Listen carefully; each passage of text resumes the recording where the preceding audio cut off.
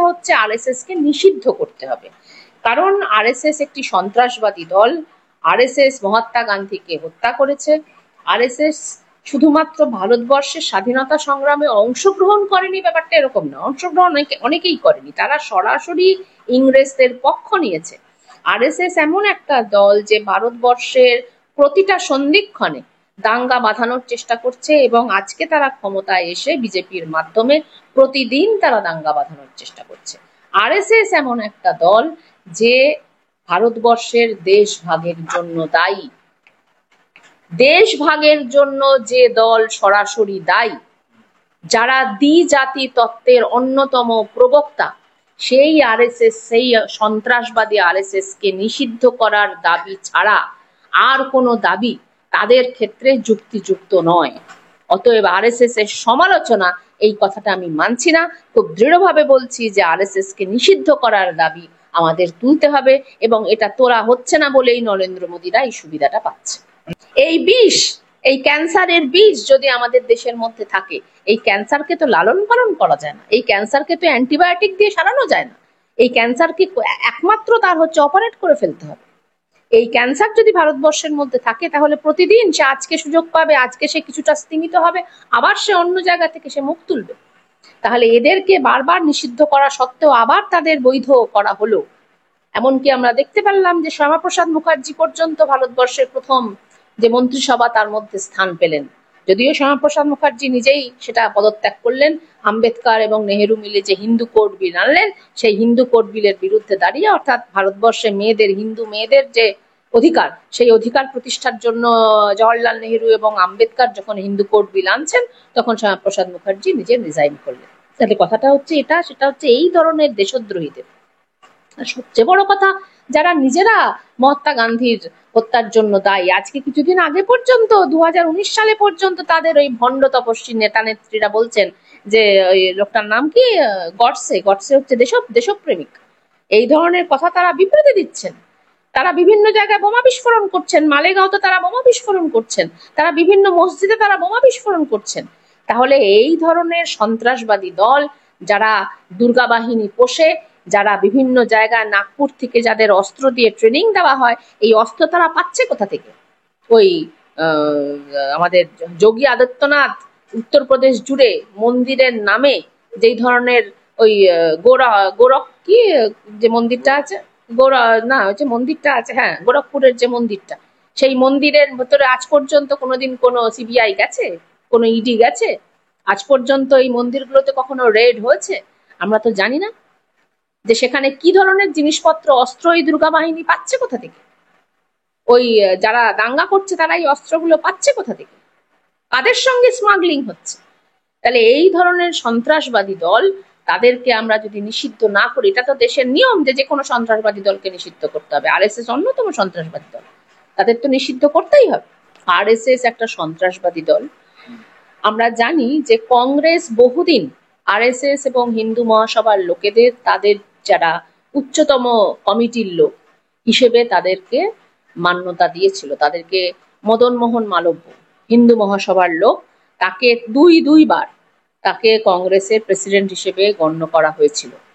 যে মদন মোহন মালব্যরা ভারতবর্ষের যতবার দ্বিজাতি তত্ত্বের বিরুদ্ধে দাঁড়িয়ে, এমনকি জিন্না পর্যন্ত যখন বলছেন যে না, আমি আর দ্বিজাতি তত্ত্বটা এই মুহূর্তে সামনে আনবো না, আমি রাজ্যের হাতে স্বায়ত্তশাসন চাই, আমি দেশের মধ্যেই থাকবো, এরকম যখন একটা কাছাকাছি আসার সুযোগ ঘটছে, ভারতবর্ষে মুসলিম লীগ এবং কংগ্রেসের কাছাকাছি আসার সুযোগ ঘটছে, দেশ ভাগ হবে না এরকম একটা পরিস্থিতির দিকে যাচ্ছে, তখনই আরএসএস এসে বাগড়া মেরেছে।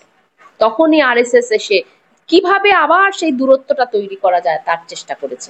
এবং সেটা শুধু বাইরে থেকে নয়, শুধুমাত্র একটি 3 নম্বর দল হিসেবে আরএসএস হিন্দু মহাসভা করেছে, ব্যাপারটা এরকম নয়। কংগ্রেসের ভেতরে ঢুকে কংগ্রেসের সভাপতি হিসেবে তারা এই কাজটা করার চেষ্টা করেছে।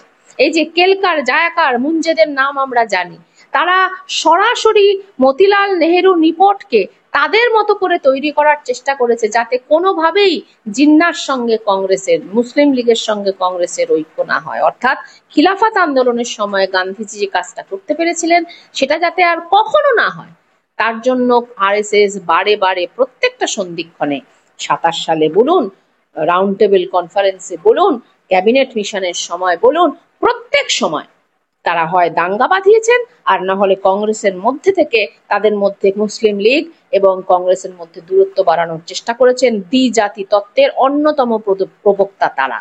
এমনকি মুসলিম লীগের সঙ্গে ঐক্যবদ্ধভাবে তারা সিন্ধু প্রদেশে সরকার পর্যন্ত করেছেন। তাহলে কংগ্রেসের সেই যে লেগাসি, সেই যে উত্তরাধিকার, নীল রক্তের যে লেগাসি, সেটা যদি আজকের বর্তমানের কংগ্রেস নেতৃত্ব ঝেড়ে না ফেলতে পারে, তারা যদি এই দোষ স্বীকার না করে যে হ্যাঁ আমাদের জন্যই আজকে আরএসএস এতটা সুযোগ সুবিধা পেয়ে গেল, তাদেরকে আমরা নিষিদ্ধ করলাম, তিনবার নিষিদ্ধ করা হলো, আবার তাদের কেন বৈধ করা হলো? কোন দুর্নীতিগ্রস্ত, এই যে একটু আগে আমি বললাম ইসরায়েল রাষ্ট্র তারা গণহত্যা চালাচ্ছে, তাহলে ইসরায়েল রাষ্ট্র কি এটা বলে যে তারা খারাপ কাজ করছে, নাকি তারা এটা বলে যে শান্তির জন্য, গণতন্ত্রের জন্য তারা এটা করছে? যখন ভগৎ সিংকে ফাঁসি দেওয়া হয়েছিল, আমাদের ব্রিটিশ সাম্রাজ্যবাদ যখন আমাদের ভগৎ সিংকে ফাঁসি দিয়েছিল, তখন কি তারা এটা বলেছিল যে আমরা অন্যায় করছি? তারা বলছিল যে না, আমরা মানব সভ্যতার উন্নতির জন্য ভগৎ সিংকে ফাঁসি দিচ্ছি। ভারতবর্ষে যখন ইংরেজরা এসে থাবা গাড়লো, ভারতবর্ষকে দখল করলো, তখন তারা বললো যে ভারতবর্ষের মতো একটা দেশকে আমরা উন্নতির জন্য, বর্বরদের উন্নতি করার জন্য আমরা আসছি। অতএব ওই ব্রিটিশ সাম্রাজ্যবাদের যে ভাষা, ভগৎ সিংকে ফাঁসি দেওয়ার জন্য তারা বলেছিল আমরা শান্তির জন্য করছি। আজকে ইসরায়েলের সন্ত্রাসবাদীদের যে ভাষা, যে আমরা প্যালেস্তাইনের শিশুদের হত্যা করছি তার কারণ হচ্ছে শান্তির জন্য। ট্রাম্পের যে ভাষা, যে আমরা আজকে পৃথিবীর বিভিন্ন দেশে যে ছড়ি ঘোরাচ্ছি সেটা হচ্ছে শান্তির জন্য। যে কোনো যুদ্ধবাজের এটাই হচ্ছে ভাষা, যে কোনো সন্ত্রাসবাদীর এটাই হচ্ছে ভাষা।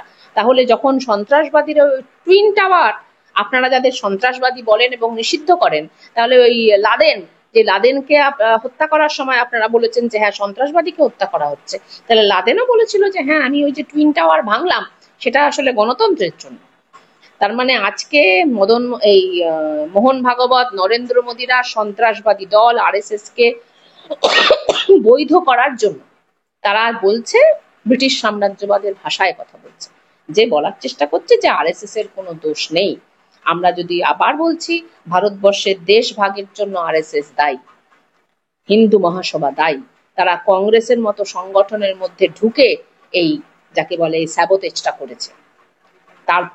তারপর থেকে দেশ স্বাধীন হওয়ার পর থেকে যতবার হিন্দু মুসলমান ঐক্য হওয়ার চেষ্টা করেছে আরএসএস এবং হিন্দু মহাসভার অত গুরুত্ব নেই, আরএসএস বারবার সেখানে এসে ভাগ তৈরি করার চেষ্টা করেছে। আর আজকে গত 10 বছর ধরে কি করছে সেটা তো আমরা দেখতে পাচ্ছি। এবং সব থেকে বড় কথা হচ্ছে যে আরএসএস কে যখন নিষিদ্ধ করা হচ্ছে, তখন আরএসএস বলছে যে না, আমরা রাজনীতি করব না, আমরা একটা সাংস্কৃতিক সংগঠন। তাহলে সেই আরএসএস যারা হচ্ছে ভীতু, যাদের বিন্দুমাত্র সাহস নেই, ভালো কাজ করার জন্য তো সাহস নেই। আরএসএস এর নেতাদের বিন্দুমাত্র সাহস নেই, সাভারকারের সাহস নেই যে নাথুরাম গডসের পাশে দাঁড়িয়ে সে বলবে যে হ্যাঁ আমি এই লোকটাকে চিনি, সে বলছে যে না আমি এই লোকটাকে চিনি না। তাহলে যাদের এই বিন্দুমাত্র সাহস নেই, যারা যখনই নিষিদ্ধ করা হচ্ছে তখনই বলছে যে না না, আমাদের আর কোনো দোষ নেই, আমরা এবার সাংস্কৃতিক সংগঠন করব, আমরা এখন শুধু বন্যা হলে ত্রাণ দেব, আমরা এখন বিভিন্ন সময় শুধু গান বাজনা করব, আমরা শুধু ধর্ম করব। যাদের এই বিন্দুমাত্র সাহস নেই তাদের নিজেদের কথাটাকে বলার, অথচ তারা সন্ত্রাসবাদী, তাদেরকে নিষিদ্ধ করা হচ্ছে ভারতবর্ষের গণতন্ত্রের জন্য, সংবিধান রক্ষার জন্য প্রথম এবং সব থেকে গুরুত্বপূর্ণ দায়িত্ব। আজকে মোদি 100 টাকার কয়েন ছাড়ছে আরএসএস এর 100 বছর উপলক্ষে। আমাদের এবার দেখতে হবে যে দাউদ ইব্রাহিমের 75 বছর জন্মদিন হবে আর কিছুদিন পর, তাহলে আমাদের এবার দেখতে হবে যে দাউদ ইব্রাহিমের নামেও নরেন্দ্র মোদী কয়েন ছাড়বে, বাজারে টাকা ছাড়বে। তাহলে আরএসএস এর মতো একটা সন্ত্রাসবাদীর নামে যদি কয়েন ছাড়া যায়, তাহলে দাউদ ইব্রাহিমের নামেও করা যায়। তাহলে আগামী আর 5-7 বছর পর হয়তো দাউদ ইব্রাহিমের 75 বছর উপলক্ষে, জন্মদিন উপলক্ষে আমরা দেখবো ভারতবর্ষে নরেন্দ্র মোদী একটা 100 টাকার কয়েন ছাড়ছে। এর থেকে লজ্জাজনক ঘটনা আর দ্বিতীয়